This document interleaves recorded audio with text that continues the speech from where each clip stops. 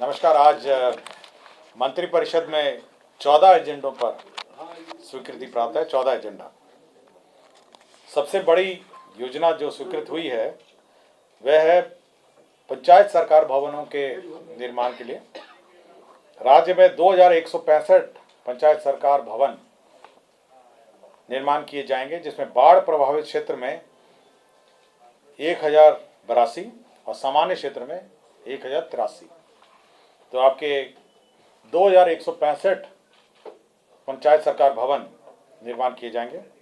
इसमें 6010 करोड़ 10,38,48,000 रुपये 6,010 करोड़ का इस पर व्यय होगा। 6010 करोड़ का व्यय होगा।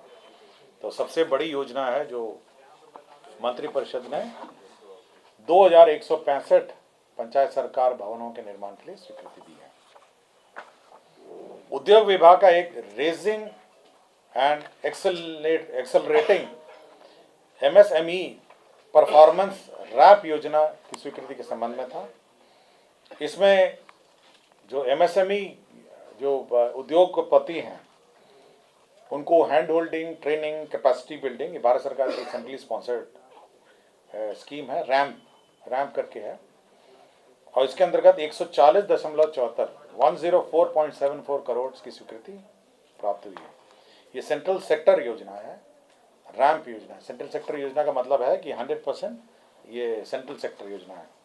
तो 140.74 करोड़ की योजना है, जो बेसिकली आपके MSME सेक्टर में जो उद्योगपति हैं, जिसमें उद्यमों के सुधार एवं क्षमतावर्धन है, केंद्र राज्य सहयोग में तेजी लाना, प्रौद्योगिक उन्नयन योजना में प्रभावशीलता को बढ़ाना, सूक्ष्म लघु एवं मध्य उद्यमी योजनाओं को वित्त पोषण से मजबूत करना, माइक्रो एवं स्मॉल एंटरप्राइजेस के लिए क्रेडिट गारंटी ट्रस्ट को और प्रभावशाली बनाना और विलंबित भुगतान के मामले को कम करना। तो ये जो MSME में जो समस्याएं हैं उसका समाधान और कैपेसिटी बिल्डिंग के लिए यह योजना स्वीकृत हुई। विज्ञान एवं प्रौद्योगिकी विभाग में जो आपके इंजीनियरिंग कॉलेज हैं, राजकीय इंजीनियरिंग कॉलेज हैं, उनके छात्र छात्राओं को इंटर्नशिप नीति एक स्वीकृत हुई है। इंटर्नशिप नीति के अंतर्गत एक इंटर्नशिप पॉलिसी लाए हैं, जिसमें 10,000 रुपये आपका इंटर्नशिप में दिया जाएगा और तीसरे सेमेस्टर के बाद 4 सप्ताह का, 5वें सेमेस्टर में 6 सप्ताह का और 7वें सेमेस्टर में 8 सप्ताह का प्रावधान किया गया है। और इसमें जितने सरकारी निगम हैं, हमारे सरकारी संस्थाएं हैं, उसमें इंटर्नशिप हो सकेगी। और इनको इंटर्नशिप प्रोत्साहन राशि जो है वो 10,000 रुपये दे होगी। तो ये वन टाइम है। 8 सप्ताह के मतलब विज्ञान प्रौद्योगिकी विभाग द्वारा सातवीं सेमेस्टर में 8 सप्ताह के ऑफलाइन इंटर्नशिप करने वाले सभी छात्र छात्राओं को प्रति छात्र 10,000 रुपये मात्र की राशि प्रोत्साहन स्वरूप दी जाएगी। तो एक प्रोजेक्ट रिपोर्ट भी उनको तैयार करना पड़ेगा, मतलब जो उनकी रिक्वायर्ड टू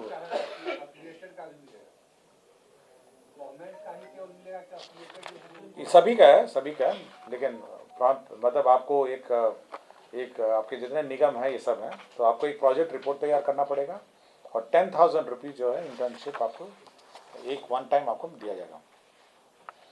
विज्ञान प्रौद्योगिकी एवं तकनीकी शिक्षा विभाग अंतर्गत कार्यालय प्रचारी की नियुक्ति चल रहा था और उसके बाद वो एडवर्टाइजमेंट रद्द हुआ और फिर से उसका जो संशोधित नियमावली है उसके अंतर्गत परीक्षा लिया जा रहा था। तो पूर्व में जो परीक्षा शुल्क लिया जा रहा था उसके आलोक में नए परीक्षा में परीक्षा शुल्क नहीं लिया जाएगा। परीक्षा शुल्क जो है, आवेदन पत्र जो है फॉर राइटिंग एग्जाम लिखने के लिए जो परीक्षा शुल्क जो लिया जा रहा था, ये छात्र नहीं है, ये परीक्षा शुल्क आपके प्रति कैंडिडेट होगा ना। ये आपका 14 करोड़ था, 14 करोड़ था ये परीक्षा शुल्क था। 3,46,777 लोगों ने परीक्षा शुल्क भरा था और फिर से री एग्जामिनेशन हुआ तो परीक्षा शुल्क माफ करना,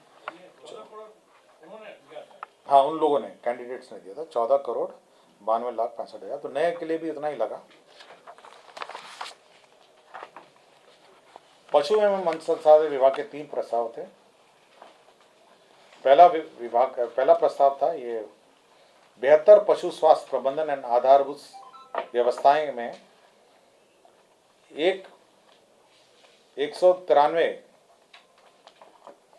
और केंद्र प्रायोजित राष्ट्रीय पशुधन स्वास्थ्य रोग नियंत्रण कार्यक्रम के अंतर्गत 96 करोड़ और राज्यांश के रूप में 64 करोड़, तो कुल 193.91 करोड़ का 193.91 करोड़ का योजना है।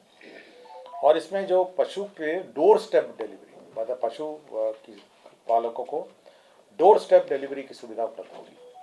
इसका मतलब यह है कि एक ऐप रहेगा और मोबाइल का कॉल सेंटर रहेगा, और कोई भी पशुपालक अगर चाहेंगे तो वो ऐप और कॉल सेंटर के माध्यम से आप सर्विसेज रिक्वेजिशन कर सकते हैं और उनको डोर स्टेप डिलीवरी डॉक्टर्स की और मेडिकल असिस्टेंस उनके पशु को मिलेगी। तो इसमें 193.91 करोड़ का व्यय होगा। दूसरा प्रस्ताव ये था जो प्रधानमंत्री मत्स्य संपदा योजना, जिसमें 1,04,90,43,43,000 रुपये इस ये योजना है, जो ऑनगोइंग स्कीम है। प्रधानमंत्री मत्स्य संपदा योजना जो है 2023-24 के लिए भी स्वीकृत हुई है।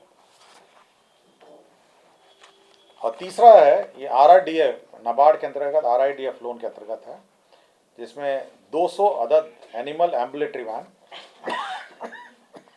8 अदद animal lifting and carrying vehicle, और राज्य स्कीम में ये 7/2 का भी पार्ट है, इसमें 41.38 करोड़ होगा। तो 200 एम्बुलेटरी वैन है और 8 एनिमल लिफ्टिंग व्हीकल भी हैं, तो इसके अंदर व्यय होगा।